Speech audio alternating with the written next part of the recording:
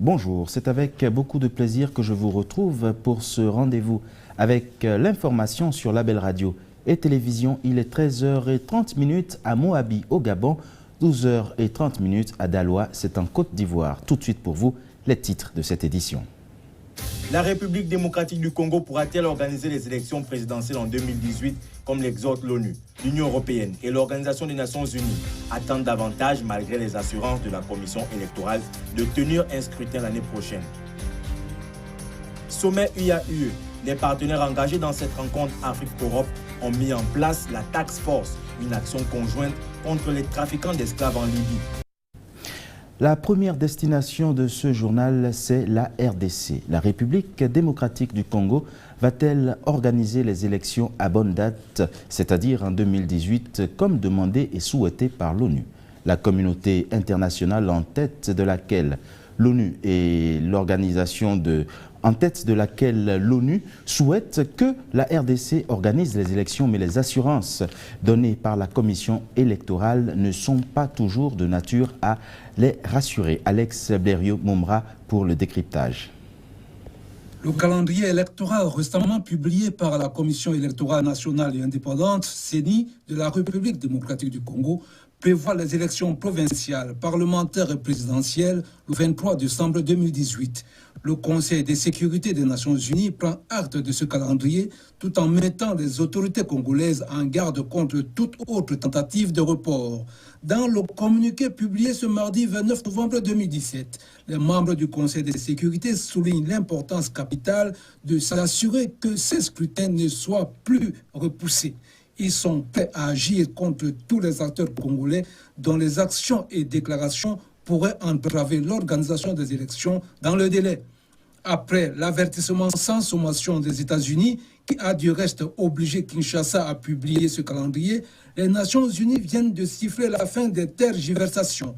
Le message vaut autant pour le pouvoir Kabila que pour l'opposition, à qui il est implicitement demandé de s'organiser pour aller aux élections au lieu de s'enfermer dans des contestations du pouvoir Kabila et surtout du calendrier qui ne devra plus changer. À l'attention des autorités congolaises et toutes les institutions concernées, le Conseil de sécurité demande de prendre toutes les mesures nécessaires pour s'assurer que le calendrier ainsi acté soit scrupuleusement respecté.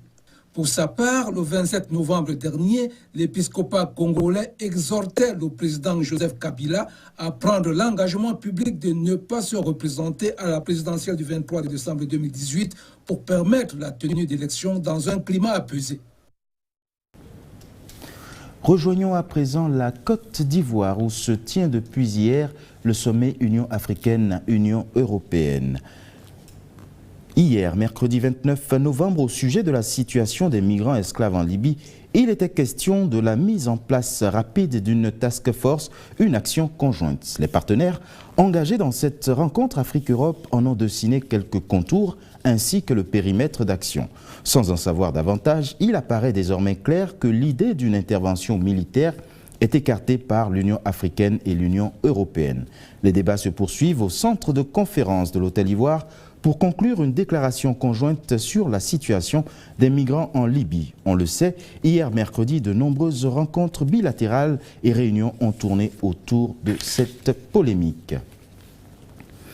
Collectivité locale au sein de l'UEMOA à présent. Comment asseoir une synergie au sein des collectivités locales de l'espace UEMOA? C'est justement la thématique de la conférence qui a réuni cette semaine les ministres de la zone. Ces derniers ont formulé des recommandations qui seront débattues aujourd'hui au deuxième jour du sommet Union européenne-Union africaine qui se poursuit à Abidjan en Côte d'Ivoire. À présent, Sénégal. Sénégal, la place des femmes dans le domaine de la politique en Afrique est toujours sujet et objet de débat. Au Sénégal, le pays de la parité, on observe qu'il y a encore de gros efforts à fournir malgré tout. Oumou Halsoum Ba profite justement de la situation au Sénégal pour faire le tour de l'Afrique et voir un peu comment ça se passe. Oumou Halsoum Ba, notre correspondante à Dakar au Sénégal. En Afrique, la participation des femmes au processus politique est très inégale. Selon le rapport 2015 de l'Union interparlementaire, parmi les 20 pays comportant le plus de femmes au sein de leur parlement, 7 sont des États africains. Il s'agit du Rwanda, du Sénégal, de l'Afrique du Sud, de la Namibie, du Mozambique, de l'Éthiopie et de l'Angola. Les entraves structurelles causées par des lois et des institutions discriminatoires empêchent entre autres aux femmes africaines de voter ou de se porter candidates à un mandat politique. Nous sommes dans une société où on a à peu près 52% de femmes, dans un pays et dans une région qui est parmi la plus pauvre du monde, exposée à toutes sortes de crises sécuritaires, politiques, culturelles, humanitaires. Et si on pense qu'on peut régler les problèmes de cette région en laissant de côté 50% des personnes qui la constituent, c'est une illusion. Nous avons eu une culture qui a été très patriarcale dans certaines zones et encore une fois, on ne peut pas généraliser là-dessus. Et en tout cas, nous avons une tendance à avoir dans les instances de prise de décision une majorité d'hommes. Ce qui a fait qu'au Sénégal, on a dû pousser pour avoir cette parité-là, pour essayer d'ouvrir les portes des assemblées, des instances électives aux femmes. Alors pourquoi c'est important qu'elles soient là-bas? Elles ont une expérience sociale qui est forte, elles ont un rôle qu'elles jouent dans la société qu'il faut que l'on reconnaisse dans les instances de prise de décision. En 2010, le Sénégal a adopté une loi instituant la parité homme-femme. Objectif, prévoir que toutes les listes aux élections législatives, régionales ou encore municipales comportent le même nombre d'hommes et de femmes. Donc, les femmes en général ont une expertise très forte, par exemple, du système de santé. Qu'est-ce qui va et qu'est-ce qui ne va pas? Et dans le même temps, souvent, pour les questions de femmes très intimistes, parfois tabous, elles vont les souffrir en silence et les garder et les gérer. Mais si elles ne sont pas là où on prend les décisions qui concernent la santé sexuelle et reproductive et que les décisions ne sont prises que dans une perspective d'homme, est-ce que vous pensez que 52% des femmes du Sénégal vont se retrouver dedans? C'est fondamental. C'est pour cela qu'il faut que l'on garantisse que là où on prend des décisions qui vont jouer sur l'avenir de nos pays, il faut que les femmes soient là pour donner leur perspective. Hommes et femmes n'ont pas les mêmes besoins physiologiques, n'ont pas les mêmes capacités et qu'il faut que nos politiques, de façon très lucide, puissent les prendre en compte. C'est pour cela qu'il faut que les femmes s'engagent en politique, qu'il faut qu'elles soient là où on prend les décisions, pour que les décisions que l'on prenne soient des décisions équilibrées qui favorisent tout un chacun dans nos sociétés. Si les femmes en Afrique sont moins représentées que les hommes dans les structures institutionnelles de pouvoir, elles sont particulièrement impliquées dans les organisations de la société civile. Elles luttent contre des questions qui les affectent comme le mariage précoce ou encore la mortalité infantile.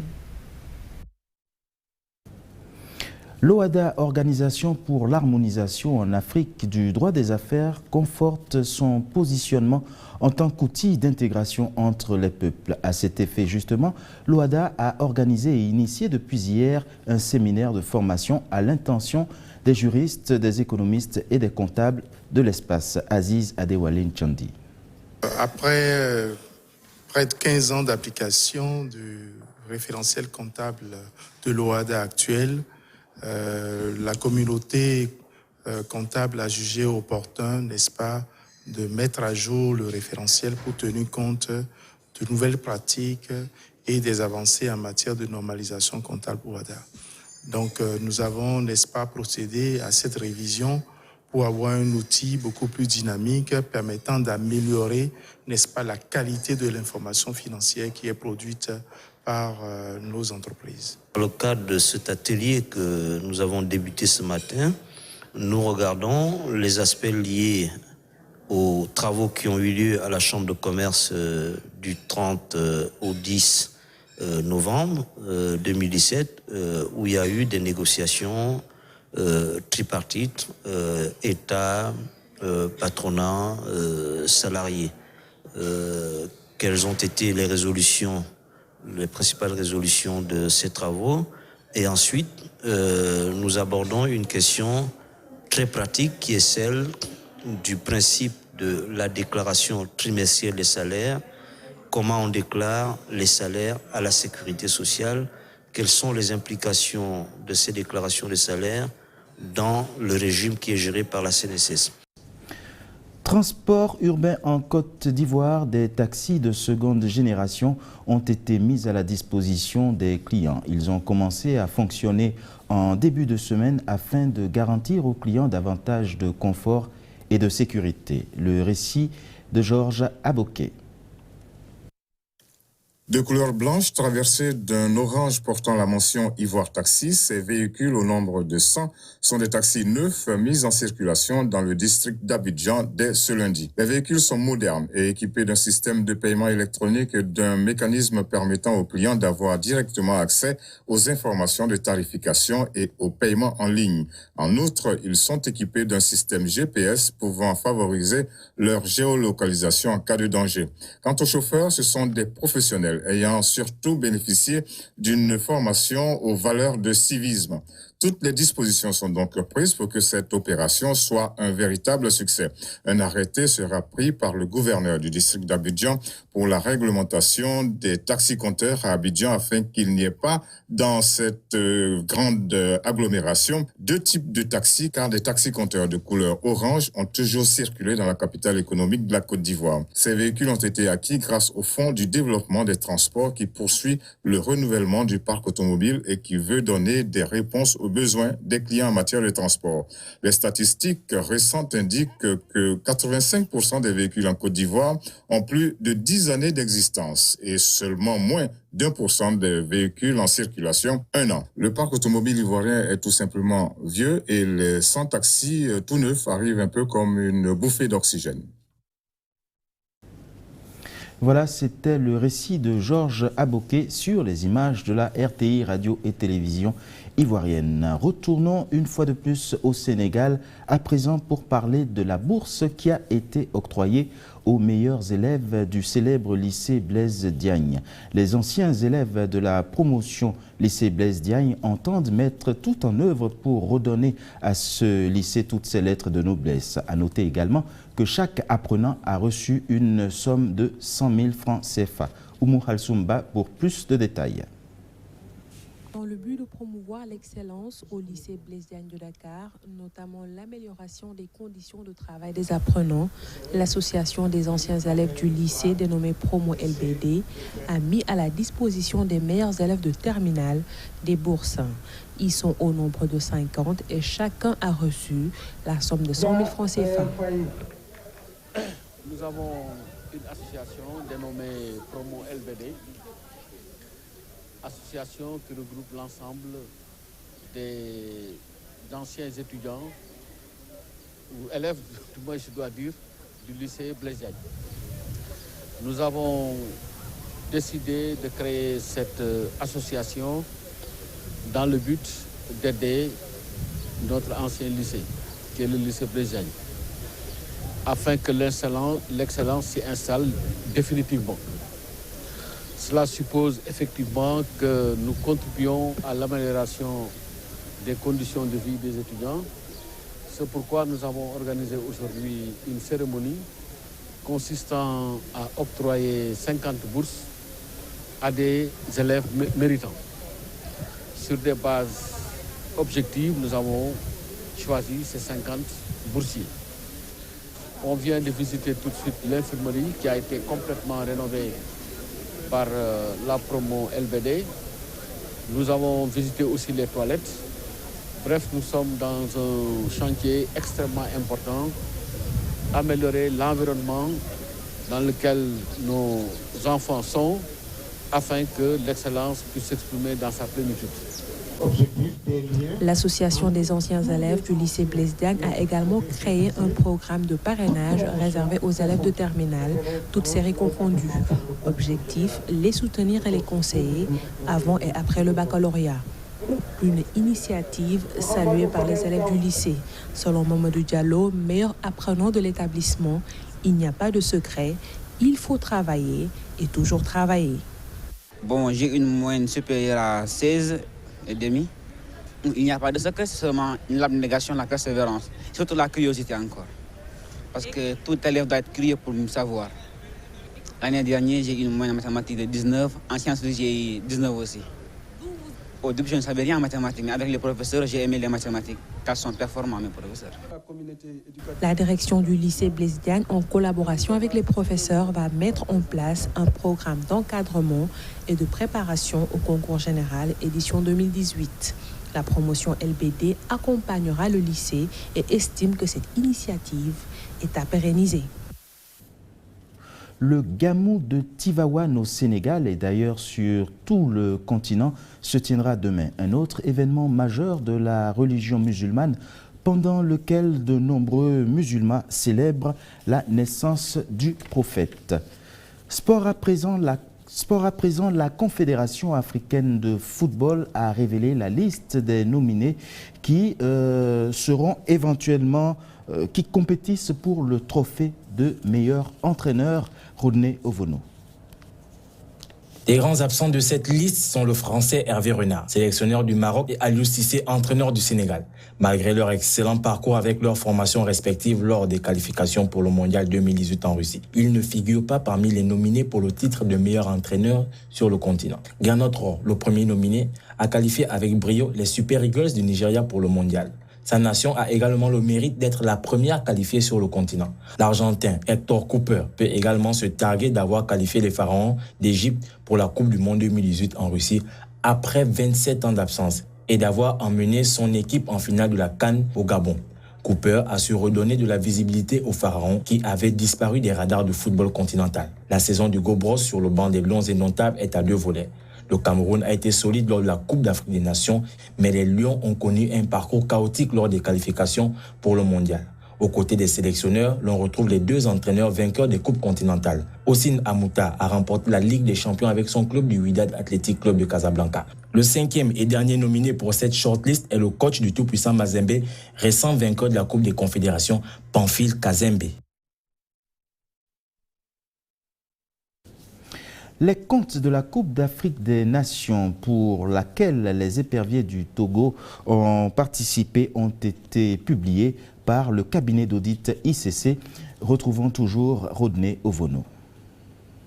Les membres de la commission de mobilisation, le ministère des Sports Guy Lorenzo et le président de la Fédération togolaise de football étaient réunis pour faire le point sur les fonds mobilisés pour le séjour gabonais des éperviers du Togo lors de la Coupe d'Afrique des Nations. Il en ressort que les autorités togolaises ont mobilisé un peu plus de 4 milliards de francs CFA.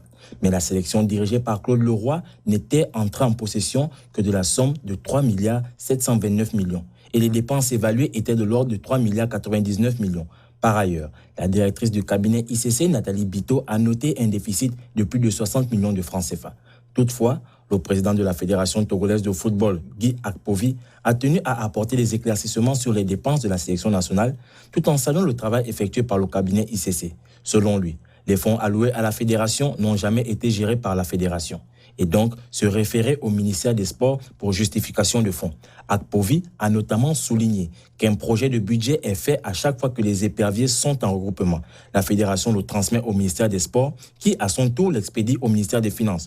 Au terme de cette procédure, l'équipe est suivie par un comptable assermenté du ministère des Sports. Au dire du président de la Fédération, c'est ce dernier qui paie tous les frais nécessaires au confort des éperviers et retourne avec la redevance s'il y en a. Au sortir de la conférence de presse, aucune des entités présentes n'a apporté d'éclaircissement quant aux 600 millions de francs CFA de déficit. Déjà en 2013, les comptes du Togo à la Coupe d'Afrique des Nations en Afrique du Sud avaient enregistré des dettes qui jusque-là sont restées injustifiées.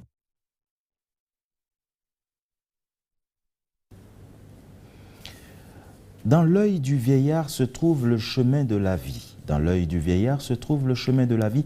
Et c'est sur cette citation que se referme cette édition. Merci de l'avoir suivi.